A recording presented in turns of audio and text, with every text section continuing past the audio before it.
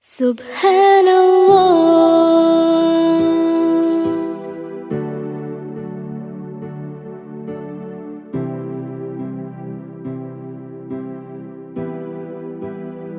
Subhanallah, walhamdulillah, la ilaha illallah, Allahu Akbar.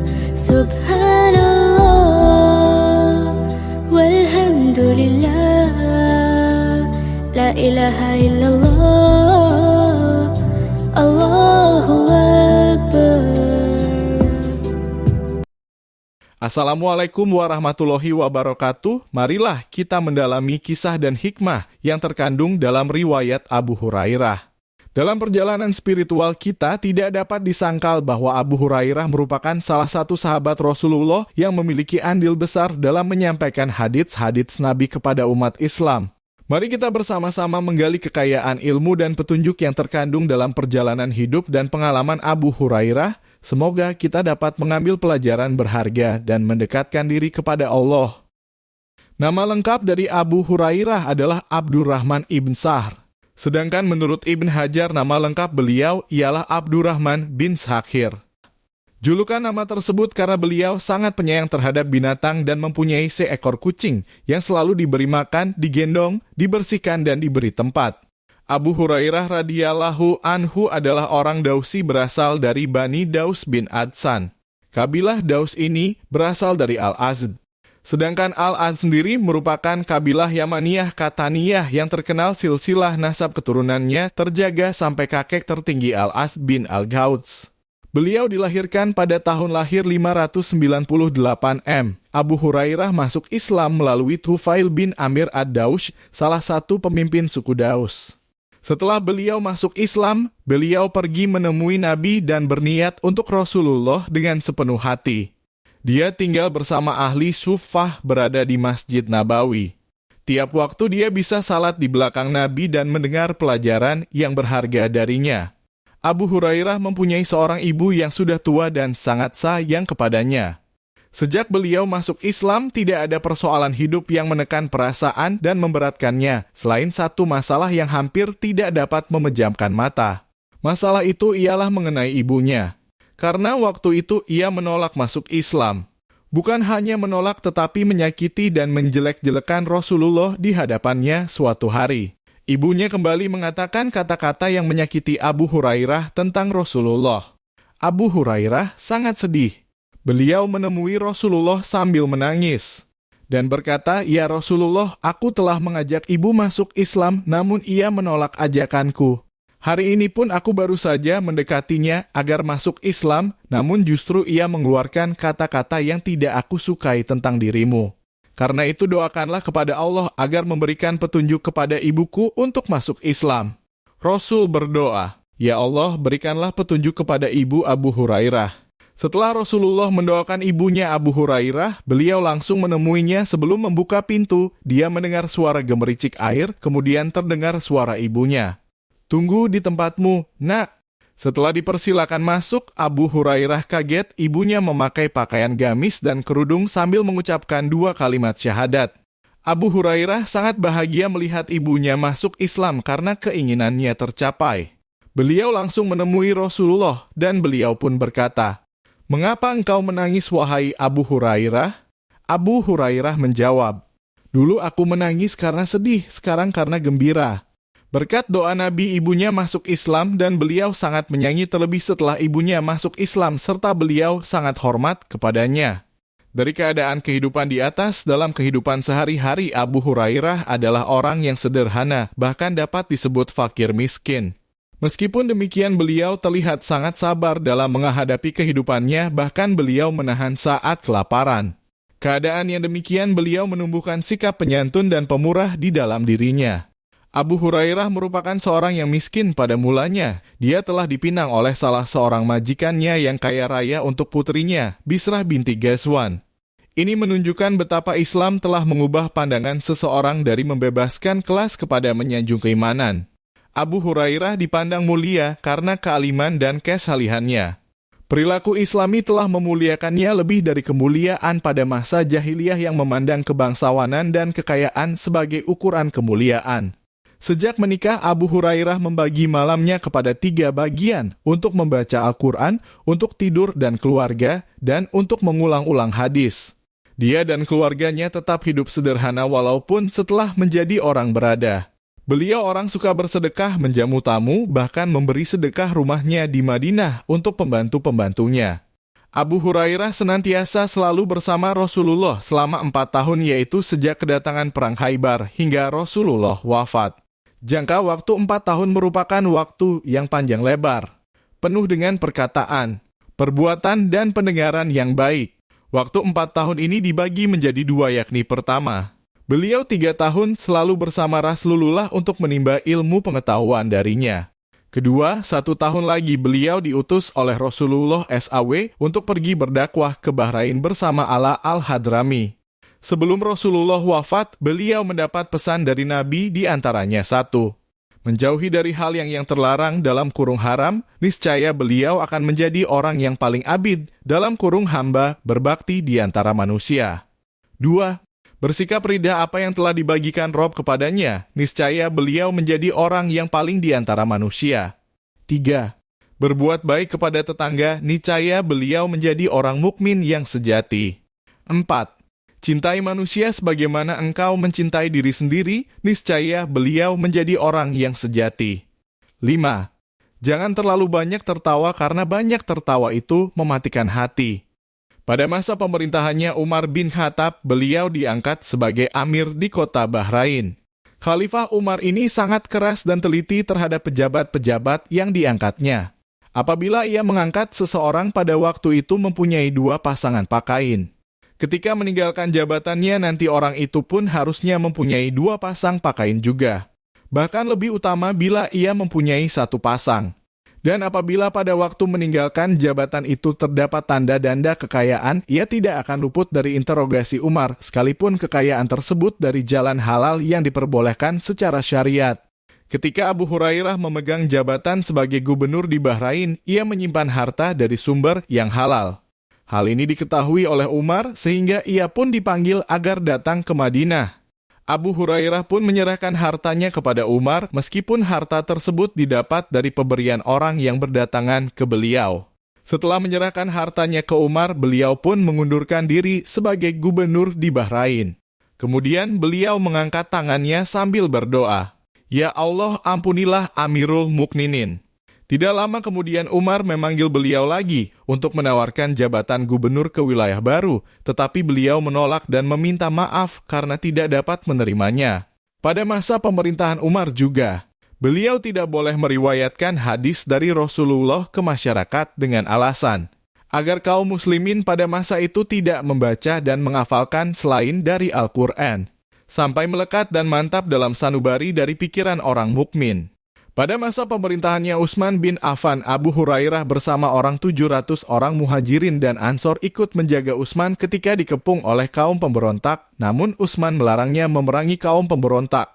Sedangkan pada masa pemerintahan Ali bin Abi Thalib, beliau diminta untuk menjadi gubernur, akan tetapi menolaknya.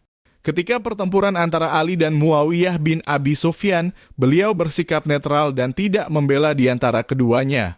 Pada pemerintahan Umayyah yang dipimpin oleh Marwan bin Hakam yang merupakan khalifah keempat dari dinasti ini. Pada masa ini Abu Hurairah dipanggil oleh Marwan bin Hakam dan diajak duduk bersamanya. Lalu beliau meminta Abu Hurairah untuk menghabarkan hadis-hadis dari Rasulullah, dan beliau juga menyuruh juru tulisnya menulis apa yang dibaca oleh Abu Hurairah di balik dinding. 1 tahun kemudian Marwan memanggil Abu Hurairah membacakan lagi apa yang ditulis oleh sekretarisnya pada tahun sebelumnya. Ternyata tidak ada yang lupa walau hanya sepatah kata pun. Hal ini menunjukkan bahwa hafalan Abu Hurairah sangat kuat dan bagus. Jumlah periwayatan hadis yang diriwayatkan Abu Hurairah 5.374 hadis. Dari jumlah tersebut menurut Ibnu Jauzi terdapat dalam Musnad Ibnu Hanbal. Sedangkan menurut Ahmad Syakir, hadis yang diriwayatkan Abu Hurairah setelah dikeluar hadis-hadis berulang kali disebutkan adalah 1579. Dari 5.374 hadis yang diriwayatkannya, 325 terdapat pada Sahih Bukhari dan Sahih Muslim, yakni 93 diriwayatkan oleh Bukhari dan 185 diriwayatkan oleh Muslim. Beliau kebanyakan mendapatkan hadis secara langsung dari Rasulullah, Abu Bakar, Umar bin Khattab, Utsman bin Affan. Dari Abu Hurairah terdapat sejumlah sahabat yang meriwayatkannya seperti Abdullah ibn Abbas, Abdullah bin Umar, Jabir bin Abdullah, Anas bin Malik. Sedangkan dari kalangan tabi'in diantaranya adalah Said bin Musayyab dan Ibnu Umar. Suatu hari Abu Hurairah rindu ingin bertemu dengan Allah semakin kuat saat orang-orang mengunjunginya dan mendoakannya agar cepat sembuh dari sakitnya. Beliau sendiri justru memohon kepada Allah agar segera bertemu dengannya. Akhirnya Abu Hurairah pun wafat pada tahun 59H dalam usia 78 tahun. Sedangkan menurut Ibnu Hajar bahwa Abu Hurairah wafat pada tahun 57H dan beliau juga merupakan sahabat Nabi. Abu Hurairah memiliki sifat-sifat yang terpuji diantaranya wara, takwa, dan zuhud. Beliau juga seorang yang suka bercanda dan humoris yang bermanfaat. Ketika bertemu dengan anak-anak kecil banyak humor dan ketika bertemu dengan temanya di pasar, suka bercerita yang menghibur. Tetapi pada malam hari selalu melaksanakan salat tahajud sepanjang malam setiap hari. Ada beberapa pendapat ulama mengenai Abu Hurairah antara lain sebagai berikut. Menurut Syu'bah bin Al-Hajjaj bahwa periwayatan dari Abu Hurairah ini tadlis. Karena Abu Hurairah meriwayatkan hadis yang diterimanya dari Ka'ab al-Ahbar dan juga ada yang secara langsung dari Rasulullah. Dan dalam periwayatannya ini tidak membedakan di antara kedua sumber tersebut. Menurut Bisri bin Said bahwa Abu Hurairah menyampaikan hadis-hadis yang diterimanya langsung dari Rasulullah dan ada yang melalui perantara Ka'ab bin al-Ahbar.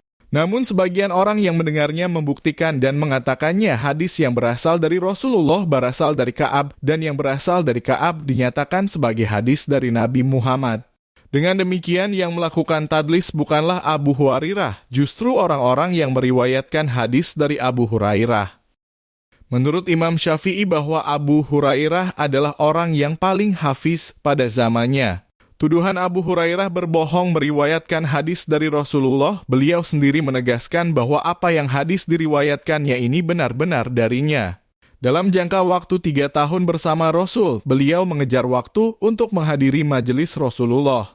Karena beliau sudah banyak tertinggal tentang apa yang disampaikannya, sehingga beliau mencatat apa yang telah disampaikan Rasul dan menghafalnya.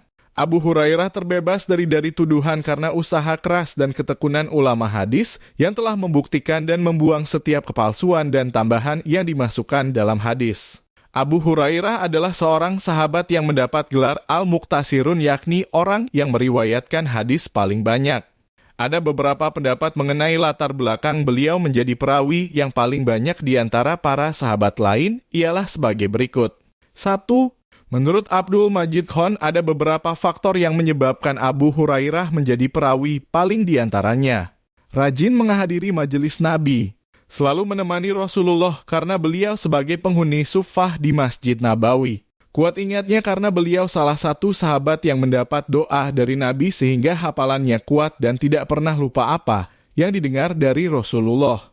2. Menurut Khalid Muhammad Khalid, sebab Abu Hurairah menjadi perawi terbanyak karena pertama, beliau memiliki waktu luang yang lebih banyak untuk bersama Nabi daripada sahabat lain. Kedua, beliau memiliki daya ingatan yang kuat dan beliau minta berkah kepada Rasulullah sehingga ingatannya semakin kuat. Ketiga, ia menceritakan bukan gemar bercerita, melainkan karena keyakinan menyebarluaskan hadis-hadis tersebut merupakan tanggung jawabnya terhadap agama dan hidupnya. Kalau tidak melakukan hal tersebut berarti beliau telah menyembunyikan kebenaran, kebaikan dan termasuk orang lalai yang tentu akan menerima hukuman. 3. Menurut Imam Syafi'i ada beberapa faktor yang menyebabkan Abu Hurairah sebagai perawi terbanyak adalah: pertama, banyak menghadiri majelis Nabi dan terkadang belajar dengan guru lain seperti golongan para sahabat. Kedua, beliau gemar menuntut ilmu hingga beliau terus-menerus dakwah bersama Nabi, kecuali beliau lupa dari suatu ilmunya maka beliau banyak-banyak membaca hadis dari Nabi. Ketiga, Abu Hurairah bertemu dengan pembesar sahabat dan beliau mendapatkan hadis banyak serta beliau menyempurnakan ilmunya pada 9 ilmu fikih. 4. Menurut Ibn Hajar, bahwa Abu Hurairah menjadi perawi yang paling banyak karena Abu Hurairah sering bersama Rasulullah dan sering meriwayatkan hadis darinya. Orang-orang Muhajirin dan Ansor tidak meriwayatkan seperti hadis yang diriwayatkan Abu Hurairah. Dan ketika orang-orang sibuk dengan pekerjaannya, Abu Hurairah sibuk menghadiri majelis Rasul SAW dan menghafal hadis yang didengarnya sehingga orang lain lupa Abu Hurairah pun hafal. Berkat doa Nabi Muhammad, beliau menjadi orang cerdas dan kuat hafalannya. Ketika belajar dengan Nabi, beliau sering lupa apa yang telah disampaikan oleh Nabi. Menurut Said Al-Makburi bahwa Abu Hurairah bertanya kepada Rasulullah. Abu Hurairah berkata, "Wahai Rasulullah, sungguh aku telah mendengar banyak hadis darimu, tetapi kemudian aku lupa." Mendengar itu Rasulullah berkata kepada Abu Hurairah, "Beberkanlah selendangmu." Beliau pun segera membeberkan selendangnya. Kemudian Rasul pun memerintah lagi untuk melipatnya. Dalam sebuah riwayat menjelas bahwa Abu Hurairah segera melipatnya selendangnya. Sejak saat itu, beliau tidak pernah lupa lagi apa yang telah disampaikan oleh Rasulullah. Mengenai hal ini, Imam Ahmad mengatakan Sufyan menceritakan kepada kami sebuah hadis dari Az-Zuhri. Bersumber dari Abdurrahman Al-Ara. Dia berkata, "Aku pernah mendengar Abu Hurairah mengatakan, sesungguhnya kalian mengira bahwa aku banyak menghafal hadis Rasulullah dan Allah menjanjikan bahwa aku menjadi seorang laki-laki miskin. Aku senantiasa menyertai Rasulullah sepenuh hati, sementara kaum Muhajirin sibuk bertransaksi di pasar dan kaum Ansor sibuk mengurus harta mereka. Suatu aku menghadiri majelis Rasulullah dan beliau bersabda, barang siapa membentangkan selendangnya hingga aku selesai berbicara, lalu dia melipat kembali selendangnya itu, dia tidak akan pernah lupa apapun yang dia dengar dariku." Setelah Abu Hurairah membentangkan selendang dan melipatnya kembali, beliau menjadi orang hafiz pada masanya. Dalam perjalanan panjang ini, kita telah menapaki jejak seorang sahabat yang luar biasa, Abu Hurairah. Kisah hidupnya memberikan inspirasi, hikmah, dan pelajaran berharga bagi kita sebagai umat Islam. Melalui kesabaran, ketekunan, keikhlasan, kasih sayang, dan keteladanan spiritualnya, Abu Hurairah mengajarkan kita untuk menjadi individu yang lebih baik dalam menjalani kehidupan ini. Kesabaran adalah salah satu sifat yang paling menonjol dalam kepribadian Abu Hurairah. Ia rela meluangkan waktu berjam-jam untuk mendengarkan dan menghafal setiap kata yang diucapkan oleh Rasulullah.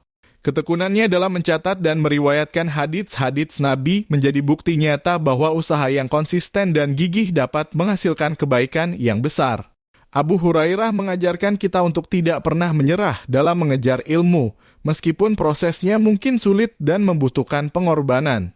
Keikhlasan Abu Hurairah dalam menjalani hidupnya adalah cerminan dari cinta dan ketundukan yang tulus kepada Allah.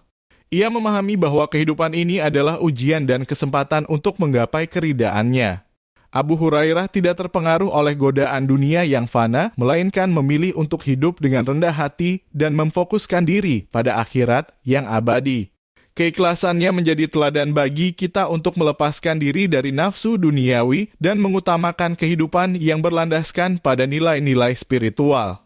Kasih sayang Abu Hurairah terhadap sesama manusia adalah sumber inspirasi bagi kita dalam membangun masyarakat yang harmonis dan penuh dengan kebaikan. Ia senantiasa siap membantu, memberi nasihat, dan memperluas cakrawala kebaikan kepada siapapun yang membutuhkan. Kasih sayangnya yang besar tidak mengenal batas suku, warna kulit, atau latar belakang sosial. Abu Hurairah mengajarkan kita untuk melihat manusia sebagai saudara seiman, menghormati perbedaan, dan saling mendukung dalam perjalanan hidup ini. Dalam konteks spiritual, Abu Hurairah adalah seorang hamba yang tekun dan selalu berupaya mendekatkan diri kepada Allah. Ia adalah orang yang rajin beribadah, banyak berdoa, dan senantiasa bertasbih mengingat namanya.